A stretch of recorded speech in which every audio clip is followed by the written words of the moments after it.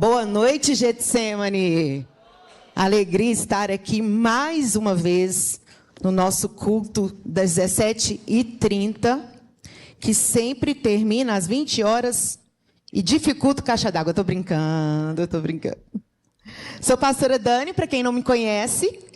Eu estou aqui à frente da juventude, mulheres, adolescentes, juniores. E é um desafio muito grande, porque hoje nós estamos concorrendo contra aplicativos de stream, de shows. Aqui tem um Mineirão que tem bastante shows, né? Mas, graças a Deus, o Senhor tem nos dado vitória, o Senhor tem nos dado boas ideias. E a Getsemane hoje é uma igreja que tem é expressiva com relação aos jovens, adolescentes e juniores. Então, você que é jovem, eu estava lendo uma pesquisa que diz assim, o adolescente hoje, ele é de 12 a mais ou menos 24 anos.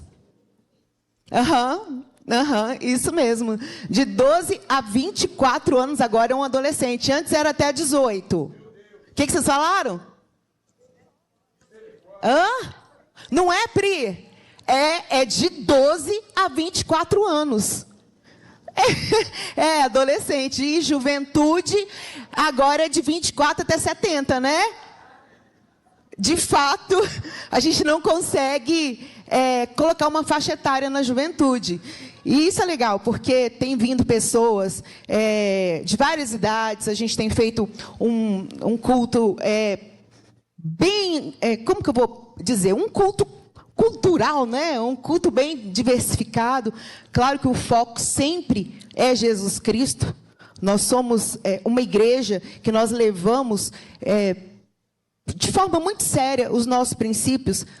Mas no culto da juventude a gente tem teatro, a gente tem uma série de coisas, a gente tem dança, a gente está fazendo uma orquestra lá, prezamos pela palavra, as músicas são músicas mais agitadas. Então eu te convido para poder conhecer qualquer sábado desse, às 19h30. Se você ainda tiver meio assim, mas será? Assiste pela internet, TV Jet. Amém, abra sua Bíblia, a palavra do Senhor, noite de alinhamento do Pai para as nossas vidas. Como eu amo esse momento, porque eu sei que Deus tem misericórdia. Então é Ele que faz, é Ele que trabalha, é Ele que edifica. Eu fico feliz por estar sendo um instrumento, mas eu sei que é um momento de muita, muita responsabilidade. Abre em Números 23, versículo 19. Palavra do Senhor para as nossas vidas nessa semana. E o bom é que é um culto família. Então, a palavra que o Senhor colocou no meu coração vai falar com todos nós. Todos nós somos família, temos família. Números 23, 19, pode ir?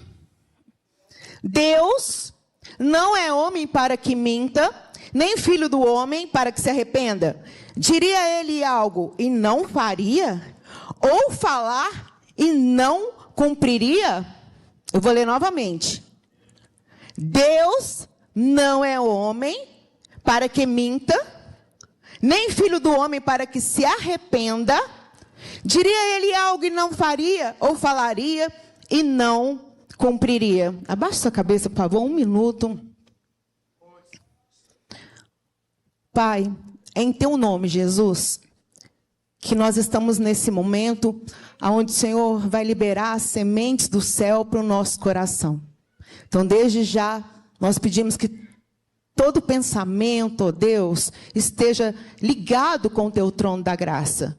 Quebramos, ó Deus, toda distração, toda ansiedade, preocupação, ó Deus, que saia daqui para que nós possamos ter um entendimento limpo e profundo daquilo que o Senhor quer fazer nessa noite. Muito obrigada por sua palavra, em nome de Jesus. Amém, amém, amém.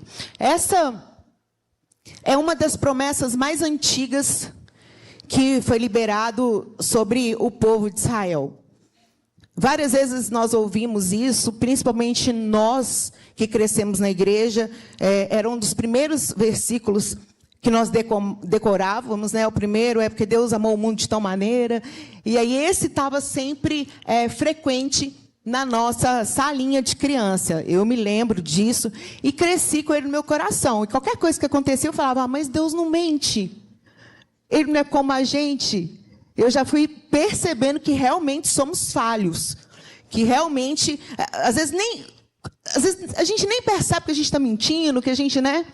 E aí, a verdade é que algumas passagens bíblicas, elas se tornam tão comuns para nós, que a gente até para de pensar realmente no significado e por que elas estão ali. Qual foi o contexto aonde essas palavras elas foram proferidas? Por quem foram proferidas? Por quê? E muito disso é por conta da nossa correria. A gente vai, volta, lava, não sei o quê, a gente tem computador. Eu costumo dizer, né, nós temos Alexa, nós temos robô que lava, que enxuga, que sobe na vidraça, que desce, uma série de coisas para poder otimizar o nosso tempo. Só que nós estamos mais sem tempo ainda. Quem tem essa sensação?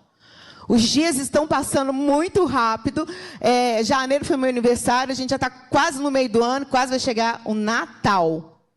É essa a sensação que eu tenho. Eu fico me perguntando por quê. Será que é porque o relógio está mais rápido? Ou a nossa vida que está cada vez mais corrida e nós estamos cada vez mais sem tempo? Mentes azucrinadas, ansiedade, eu vou ver aqui alguma coisa no celular para ver se eu consigo distrair, eu preciso, eu mereço, eu tenho que, né, trazer uma distração. E a gente nota que pessoas ficam até mesmo viciadas, pessoas ficam obcecadas por aquilo, e aí mesmo é que não lê. Aí mesmo que não estuda a palavra do Senhor. A gente está agora num movimento que é menos telas, mais livros.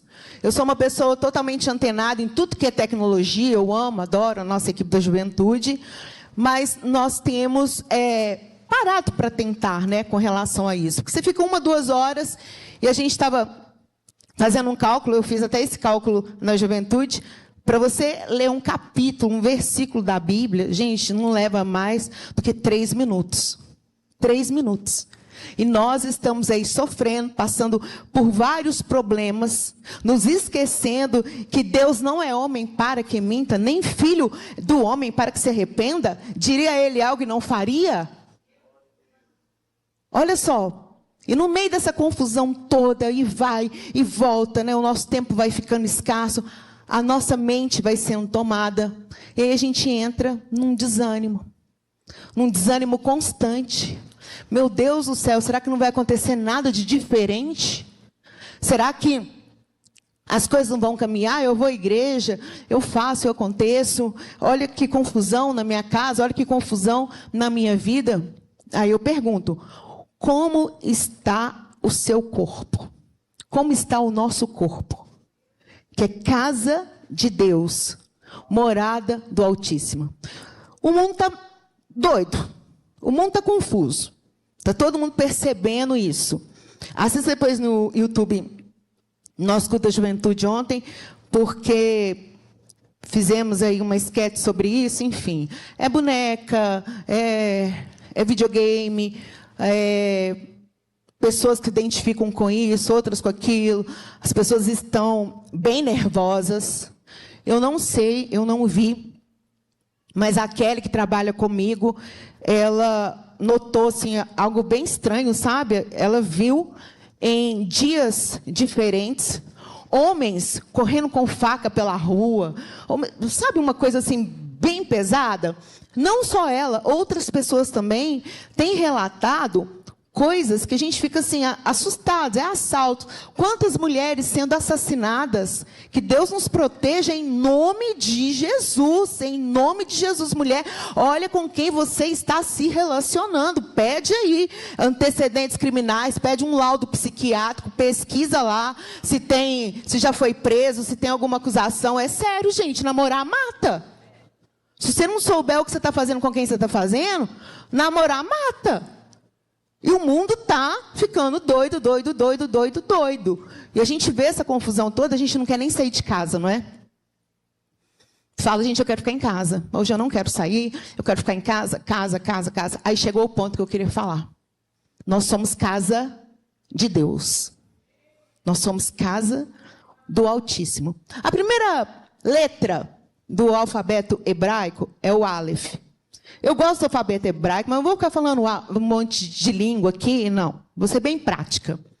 Então, essa primeira letra, isso no alfabeto todo, tá? Cada letra representa um símbolo, um número, tem um animal, tem uma referência. E isso é algo muito bonito, muito profético. Então, especialmente na palavra Aleph, significa o número 1. Que é uma menção ao eterno.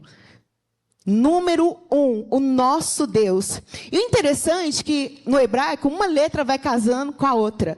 Uma é o complemento da outra. E assim a gente vê, né, o cumprimento da promessa. Na número 2 é Beit. Beit representa casar. Beit representa eu e você, porque nós somos casar. Beit representa o mundo, porque é a nossa casa. Agora, juntando Aleph com Beit, sabe o que dá? Abba. Abba quer dizer pai. Deus é o pai da nossa casa. Deus é o pai das nossas vidas. Deus é o pai das nossas decisões, das nossas situações, de tudo que diz respeito a nós. Nós somos casa de Deus, morada do Altíssimo. Uma pessoa no seu estado emocional, espiritual, normal, não aguenta ficar numa casa bagunçada. Não aguenta lixo, não aguenta confusão, não aguenta sujeira. Casa é uma referência de descanso.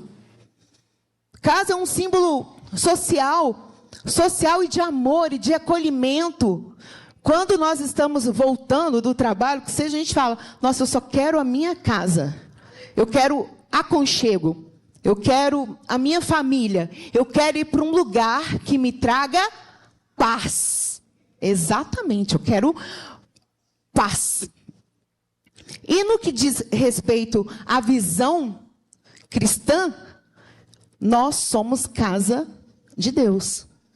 Nós vemos várias referências de casa na Bíblia. Isso sempre me chamou a atenção, ainda mais depois que eu estudei o hebraico, que eu me deparei com essas duas letras, com outras, eu falei assim, gente, casa. Casa é uma letra B, que tem um número, que tem uma cor. E aí eu passei a atentar para isso, eu passei a ler a Bíblia com uma nova visão. Eu falei, porque aqui a casa, peraí, mas a casa sou eu. A casa é o meu corpo. A casa é a minha vida. O que eu estou fazendo com a casa? E isso daí foi me levando a pesquisar mais, principalmente quando se fala, eu vou para a casa de Deus. Tabernáculo de Deus. Casa do Senhor, templo do Senhor. Então são referências que remetem a um lugar onde o Espírito de Deus se manifesta, e nós também somos esse lugar onde o Espírito Santo de Deus se manifesta. Dá para deixar de qualquer jeito? Dá para deixar qualquer pessoa entrar? Eu não entro nem de sapato na minha casa, eu chego, já tiro ali mesmo e vou andando. Não gosto nem de entrar lá, porque eu não quero levar para dentro da minha casa a sujeira que ficou, né, que eu tive acesso lá fora. E assim é o nosso corpo, é a nossa vida. Casa bagunçada, mente confusa. Psicologia diz isso. Pessoas que estão desestruturadas. Pessoas que estão vivendo de forma confortável no caos. No caos. E se nós não olhamos para o lado espiritual, nós também ficamos assim, com a nossa casa completamente bagunçada, a nossa cabeça, e o quê? Vivendo num caos espiritual e emocional. Podemos estar aqui na igreja Todos os dias. De manhã, de tarde, de noite, segunda, terça, quarta, quinta. Eu vou para o culto da madrugada, eu venho aqui de manhã às 7 horas. Eu vou fazer também 7 campanhas. E a pessoa está fazendo isso simplesmente por rotina ou ritual. Simplesmente. Não é a quantidade, não. É a intensidade. É a intensidade com que você busca. É a intensidade como você tem dado manutenção. E aí, uma coisa que me chama muita atenção são essas referências. E eu fui buscar na Bíblia. Eu fui buscar casa. E aí eu falei assim, olha, casa também pode ser, né, tendas, pode ser barracas, pode ser uma série de coisas. Aí eu fui nessa história, em Números, quando o povo de Israel saiu do Egito. Eles saíram com uma quantidade muito grande de pessoas. E isso fez com que os povos, os reis de Canaã, ficassem com muito medo. Aquela quantidade de pessoas. Vai lá, 10 sinais que nunca foram vistos na história, no Egito. Então, eles já sabiam, as notícias já tinham corrido. E Balaque, ele temeu essa presença, e ele falou, olha, eu vou fazer algo agora. Eu não vou bater de frente com esse povo, porque eu não sei se eles vão mandar fogo, chuva de gafanhotos, enfim. Então, eu vou apelar para o lado espiritual. Eu vou fazer algo, segundo o meu entendimento, que vai bater exatamente de frente com eles. Porque eles falam que eles amam Deus de Israel. Olha como que ele foi astuto. Ele entendeu que tinha algo superior ali. E ele falou, eu vou fazer da mesma forma. Eu vou apelar para algo superior. Só que tudo que vem das trevas é espírito de engano e mentira, né? E aí, ele vai e chama Balaão. Um médium, um bruxo, um feiticeiro. Enfim, tem vários adjetivos para ele. E ele chama esse homem para que ele fosse amaldiçoar o povo de Israel. Ele falou, olha, eu vou te pagar, eu vou te dar mundos e fundos, e você vai lá amaldiçoar aquele povo. E ele quis, obviamente, né, pessoas nesse contexto se vendem, são pessoas que realmente caminham por tudo aquilo que está ligado com a carne, desejo, coisas perecíveis. Não é difícil a gente ver no Velho Testamento que essas pessoas sempre estavam em orgia sexual, sempre estavam envolvidas com dinheiro, sempre estavam ali adorando deuses estranhos. Então, é uma rede de perversidade muito grande. E ele falou, eu aceito dinheiro, eu vou lá sim, eu quero. Na Bíblia diz que o Senhor falou com ele, não vá. Mas ele quis. O dinheiro seduziu, mas ele não foi. Até que o Senhor falou com ele assim, olha, você pode ir. Você pode ir. Não é porque ele era médio, bruxo, que ele não ia ouvir a voz do Senhor, não. O mundo espiritual estava completamente ligado para ele. Então, cuidado com você que faz simpatia, você que faz uma série de coisas e acha que não tem nada a ver, joga baralho, por aí vai. Mundo, portas espirituais estão sendo abertas na sua vida. E que certamente serão difíceis depois de fechar, se o Espírito Santo de Deus não fizer uma limpeza, uma intervenção. Então, ele ouviu Deus falando, Deus falou, pode ir. Mas você só vai falar aquilo que eu mandar. Você vai.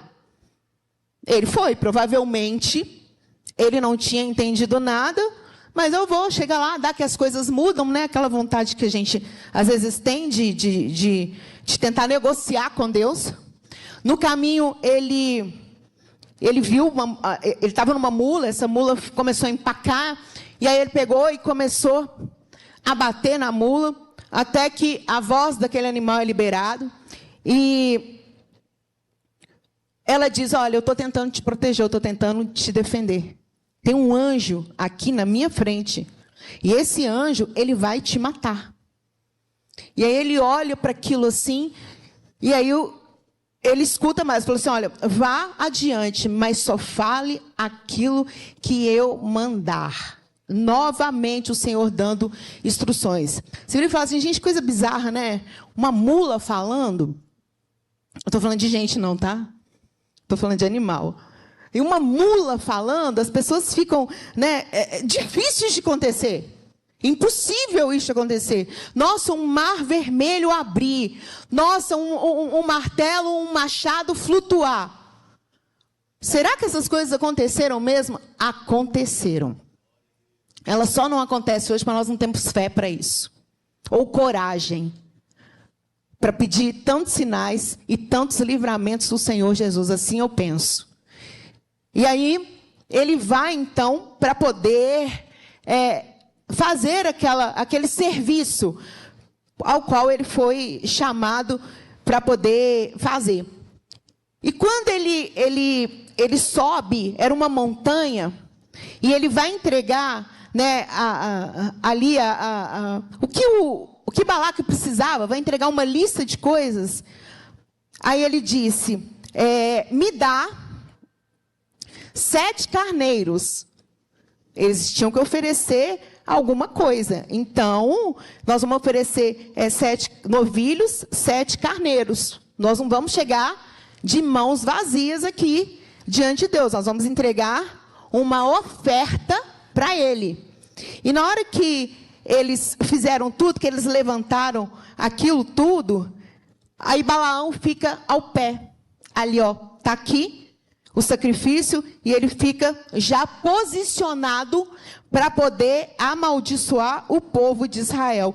E aí a Bíblia diz assim, e Deus encontrou-se com Balaão, e este lhe disse, eu preparei 7 altares, e sobre cada altar ofereci um novilho e um carneiro. 7 altares, com 7 novilhos, 7 carneiros. E a gente tem tanta resistência, né, com o dízimo, com a oferta, tanta resistência, e a gente vê o mundo aí ofertando os seus bens, os seus valores para as trevas, para festas, para uma série de questões. A gente não questiona isso, né?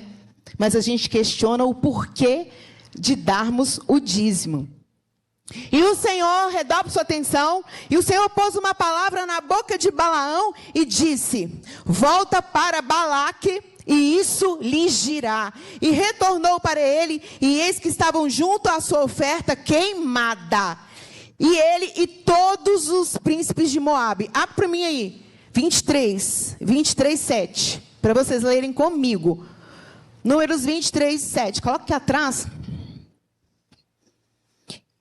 E ele, Balaão, proferiu a sua parábola e disse, Balaque, rei de Moabe, me mandou trazer de Arã, das montanhas do Oriente, dizendo, vem, amaldiçoa-me a Jacó, vem e desafia a Israel. Como amaldicionarei, desculpa, às vezes eu penso mais rápido que eu falo. Como eu amaldiçoarei a quem Deus não amaldiçoou? E como desprezarei a quem o Senhor não desprezou? Porque do topo das rochas eu os vejo, e os outeiros contemplo. E eis que esse povo habitará só, e não será contado entre as nações. Quem poderá contar o pó de Jacó e o número da 4ª parte de Israel? Que eu morra a morte dos justos, e que o meu fim seja igual ao teu. Balaque ficou irado. Estou te pagando, estou aqui montando uma estrutura, e você não fala aquilo que eu quero, mas eu não vou desistir. Diabo, ele é astuto, ele tem paciência. A gente fala, né, que vingança é um prato que a gente come frio. Então, ele sabe esperar. Ele sabe o momento certo para poder atacar.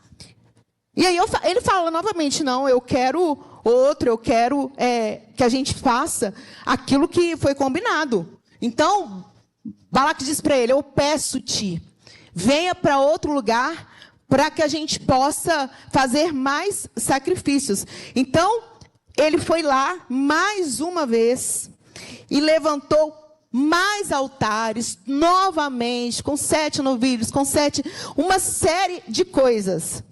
E aí o Senhor, olha só, vocês vão entender aonde eu quero chegar. Preste atenção, porque esse aqui é o núcleo da nossa palavra. E o Senhor foi ao encontro de Balaão, 23:16.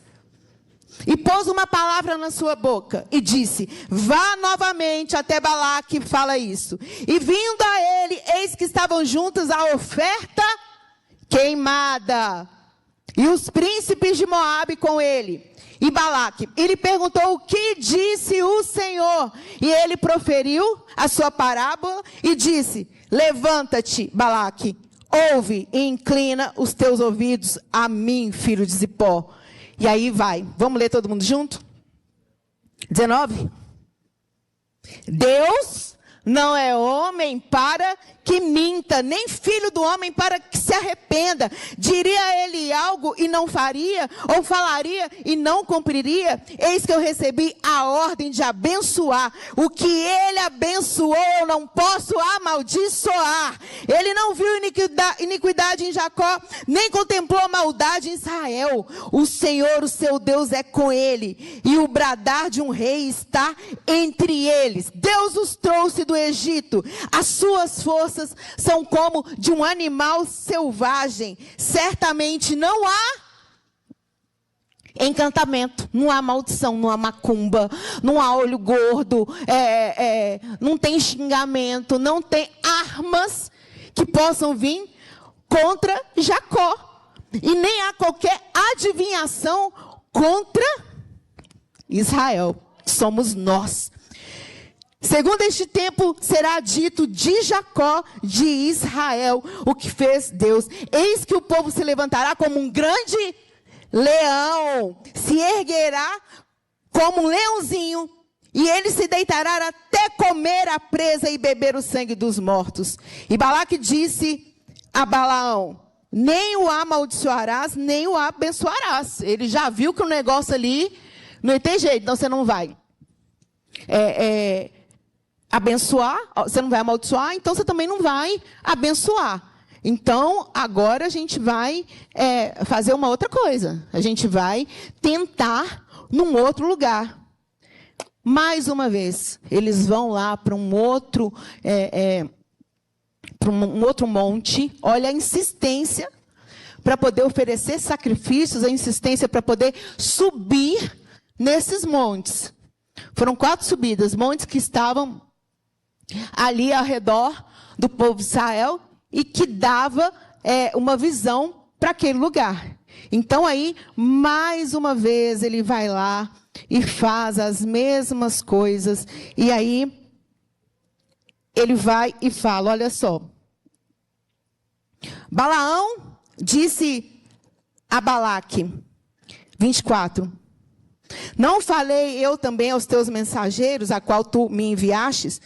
E se Balaque me desse a sua casa cheia de prata e ouro, eu não posso ir além da ordem do Senhor, fazendo bem ou mal de minha própria mente? Mas o que o Senhor disser, isso eu falarei. E ele proferiu a sua palavra e disse: fala, Balaão, filho de Beor, e fala, ó homem de olhos abertos, e fala aquele que ouviu os ditos de Deus, e o que sabe a ciência de Elion, e o que viu a visão de Shaddai, que cai como os olhos abertos. E ali, na hora que eles começam a juntar mais uma vez, na hora que eles começam a se preparar para poder fazer aquele feitiço, fazer aquele trabalho de maldição, então o Senhor disse para ele, mais uma vez, não faça isso. Você não tem autoridade para poder amaldiçoar o meu povo. Aquilo que está abençoado não pode ser amaldiçoado de jeito nenhum. Você está abençoado, você tem cobertura, você tem o Senhor como o topo da sua vida. Você tem para onde olhar. Você não é uma pessoa errante, uma pessoa que anda de qualquer jeito. Você não é uma pessoa que não tem legado, que não tem história. Uma casa construída na areia, não. Nós somos uma casa construída na rocha. E foram tendo aquelas tentativas. E por fim, ele vai em mais uma. 4 tentativas. Imagina se fosse eu e você. 4 tentativas para acabar com uma nação. 4 tentativas para poder fazer com que o povo de Israel fosse parado. Vou falar com minhas palavras, tá? Eu acho isso muito bonito. Eu fico emocionada. Porque Balaão sobe. E desse monte que ele estava, especificamente, ele teve uma visão que encheu seus olhos. Dos outros 3, ele não tinha conseguido enxergar aquilo que ele estava vendo naquele momento. E na hora que ele se aproxima mais, que ele vê embaixo o acampamento, ele fica pasmo. Por quê? Porque quando a gente fala acampamento, às vezes dá uma impressão que era um tanto de barraca, de qualquer jeito, barraca de pano de linho, né? Aquelas coisas assim, imundas, aquelas coisas feitas aleatoriamente, mas não. Cada tribo tinha a sua cor, tinha o seu estandarte, e ali eles montavam as suas tendas. Ali eles montavam as suas casas, as suas habitações. E no meio estava ali o tabernáculo representando a presença de Deus. Eles não estavam bagunçados, eles não estavam entulhados um sobre o outro, eles não estavam de uma forma desorganizada. A visão era bonita. Mais do que bonita, a visão foi impressionante. Guarda isso, impressionante. Ele vai lá, e na hora que mais uma vez ele vai amaldiçoar, aí ele vendo aquelas tendas, aquela vista bonita, mostrando que Deus estava no controle, porque tinha a nuvem durante o dia e o fogo durante a noite. Então ele fala: ó, como são belas as tuas tendas, ó Jacó, como são belas o quê? A tua casa. Casa, o Senhor guardando a casa. Agora eu vou ler para vocês versículos sobre a bênção de Deus na casa, tá? Salmos 127, 1. Gente, eu gosto de Bíblia. Eu prefiro a Bíblia do que contar casa. Vamos lá. Se o Senhor não edificar a casa, é a casa em vão trabalham os que a edificam. Se o Senhor não guardar a cidade, em vão vigia a sentinela. Se o Senhor não guardar a casa, você nunca mais vai esquecer disso, em nome de Jesus. Provérbios 24, 3, 4. Com sabedoria se edifica o quê? A casa. O que é a casa? Nós. O corpo. A mente. Por isso que Deus fala para nós pedirmos a Ele sabedoria. Ele não fala para pedir dinheiro, um monte de coisa não. Apesar de que Ele dá, Ele é dono do ouro, da prata. Mas Ele pede o quê? Me peçam sabedoria. Então, com sabedoria se edifica a casa. E com inteligência ela se firma. Pelo conhecimento se encherão as câmaras de toda sorte de bens preciosos e deletáveis. Com sabedoria se edifica a casa. Mais um, Provérbios 3, 33. Depois você vai colocar lá. Eu quero todos os versículos que falam de casa. A maldição do Senhor habita na casa do ímpio, mas a habitação dos justos Ele abençoa. Como estavam ali sendo abençoados. Versículos sobre a casa como refúgio e segurança. Josué 24:15. Porém, eu e minha casa serviremos ao Senhor. O que é essa casa? É estrutura de madeira, de tijolo? Não, eu e minha casa, eu e meus filhos. Eu e a minha geração. Salmos 91, 10. Esse eu amo. Nenhum mal te sucederá, nem praga alguma chegará até a tua tenda, a tua casa. Quando ele fala tenda, é porque estava lembrando exatamente das tendas dos filhos de Jacó, que tiveram que se abrigar, mas ali mostrava a provisão, a proteção de Deus.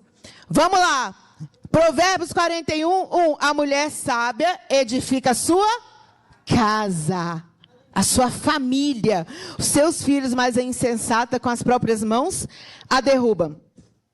Posso ler só mais um pouquinho? Versículos sobre hospitalidade e comunhão no lar. Olha como que casa é importante, casa e mesa. Mesa, banquete, jantar, café da manhã, devocional, família, relacionamentos, manter os laços. Porque se é uma casa cheia de discórdia, cheia de confusão, cheia de amargura, é a casa que está sem a proteção e sem bênção. Atos 2:46. E perseverando unânimes todos os dias no templo e partindo o pão em casa, comiam juntos com alegria e singeleza de coração. Romanos 16:15, calma que está acabando. Saudai também a igreja que está em sua casa. Vamos lá. Esse aqui, gente, vocês não vão esquecer. Coloque aí, pessoal do LED, Salmos 23:6 e Salmos 84:10. Vocês vão guardar esses versículos e vocês vão sair daqui já tomando posse. E nessa semana você vai ler esses versículos e você vai profetizar o favor de Deus sobre a sua casa, sobre os seus, sobre a sua vida. Salmos 23:6. Querem ler comigo? Certamente,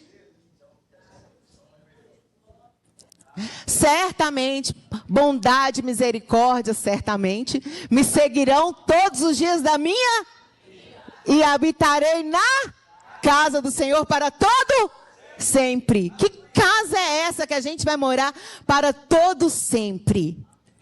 É Deus. Ele é a nossa casa eterna. Ele é a nossa promessa. Salmos 84:10.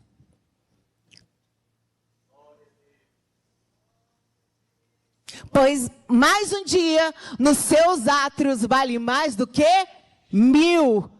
Prefiro estar à porta da casa do meu Deus e permanecer nas tendas da perversidade. Salmos 84, Deus. Olha aqui, a casa foi citada de uma maneira ruim.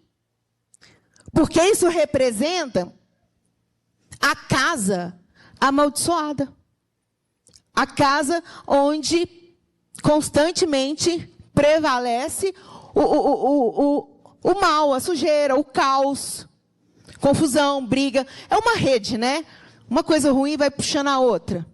Já quando a pessoa ela é abençoada, a Bíblia diz que ela não precisa correr atrás de nada, porque as bênçãos irão alcançá-las. É como se a bênção estivesse correndo atrás da gente, sabe? Eu sou abençoada, minha casa é abençoada, está tudo aqui ungido, guardado, está tudo no lugar, eu estou buscando a presença do Senhor, eu estou meditando, eu estou me revestindo do Espírito Santo de Deus, minha casa está guardada, não precisa eu fazer nada.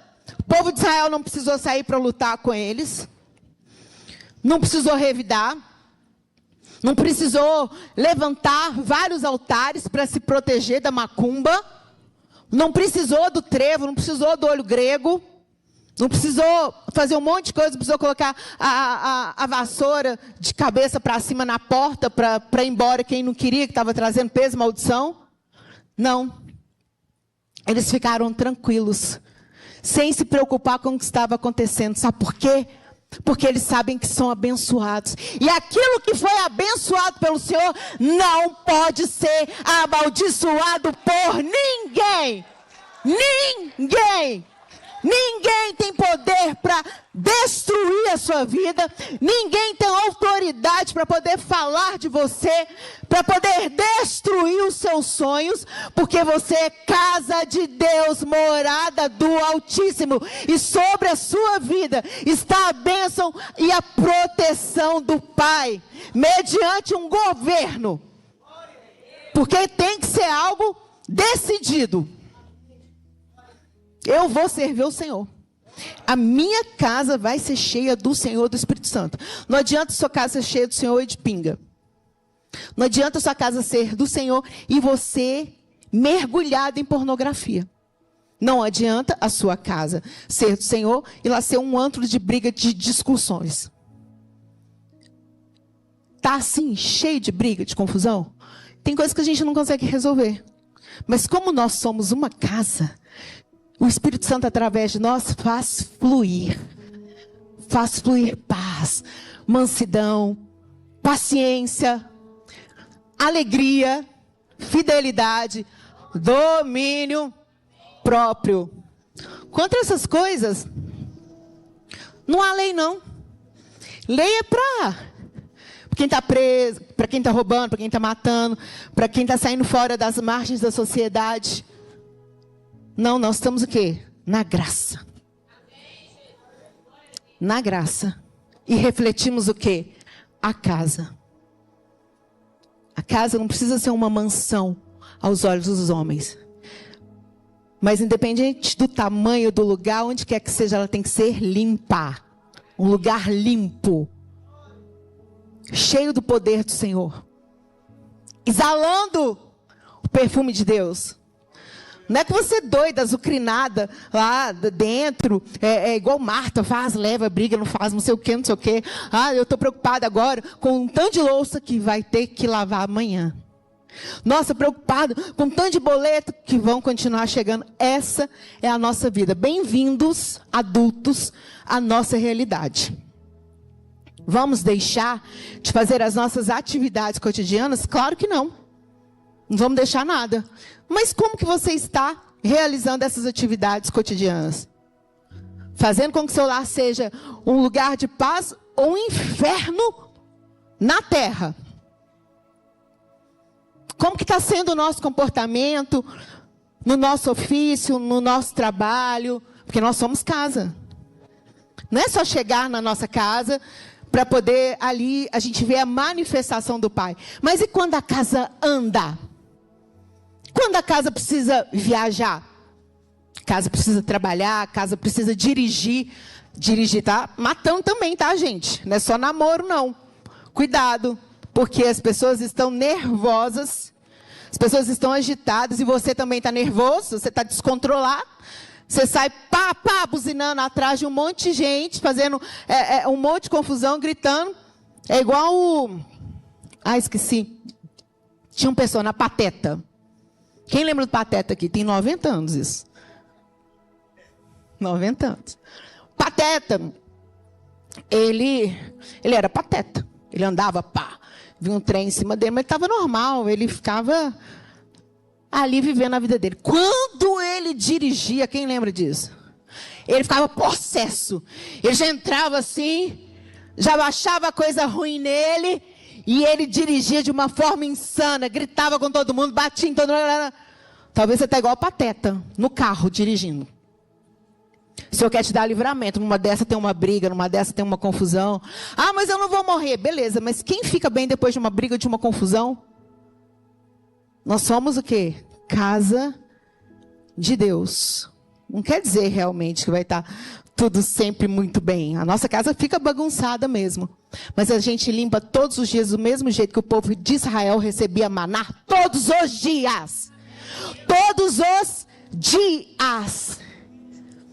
Eu vim aqui como profeta do Senhor nessa noite. Te dizer que você é abençoado, abençoada. Aquilo que Deus abençoou não pode ser amaldiçoado por ninguém, nem por você. Vigia a boca. Vigia o que fala. Se não tiver coisa boa, se não tiver coisas relevantes para falar, fica calado. fica calado, porque a sua palavra pode sair com o poder de amaldiçoar vidas, e aí você traz a maldição para a sua vida. É tudo semente. Aquilo que a gente plantar, certamente a gente colherá. A gente, eu e vocês, ministra do altar, mas a faca corta aqui e vai aí. Fique de pé.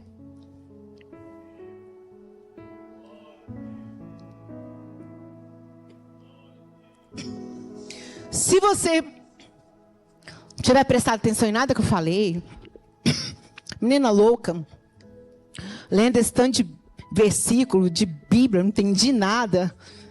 Estranhou, né? Porque a gente lê um monte de versículo da Bíblia na igreja, né? Mas guarda aí, se você estava aí no Zap, qualquer coisa, Deus age até usando uma mula. Deus age do jeito que Ele quer. Guarda isso. Deus, Ele te abençoou. Deus te trouxe para cá. Jesus te salvou. Você está aí com a cobertura espiritual. Agora guarda isso mais uma vez, ou escuta uma vez e não esquece nunca mais. Aquilo que foi abençoado por Deus não pode ser amaldiçoado por nada nem ninguém. Aquilo que foi abençoado por Deus não pode ser amaldiçoado. Você vai sair daqui. Aquilo que foi abençoado por Deus não pode ser amaldiçoado. Eu sou abençoado por Deus, eu não posso sair daqui amaldiçoado. Sair daqui amaldiçoado não envolve só pessoas que tentam coisas contra nós. Envolve também aquilo que decidimos fazer, as nossas atitudes. Então eu sou abençoado. Aquilo que o Senhor abençoou, ninguém pode amaldiçoar, nem eu. Aquilo que o Senhor abençoou não pode ser amaldiçoado. Saia daqui com essa promessa. Fala, eu sou do Senhor. Eu sou casa de Deus. Eu não sou miserável, eu não sou uma pessoa que não tem nada, uma pessoa que não realiza sonhos. Eu não sou uma pessoa que... Não, você é casa de Deus e os propósitos do Senhor estão se cumprindo. Sabe por quê? Porque Ele não é homem para que minta, nem filho do homem para se arrepender. Aquilo que o Senhor prometer vai se cumprir na sua vida. Em nome de Jesus, em nome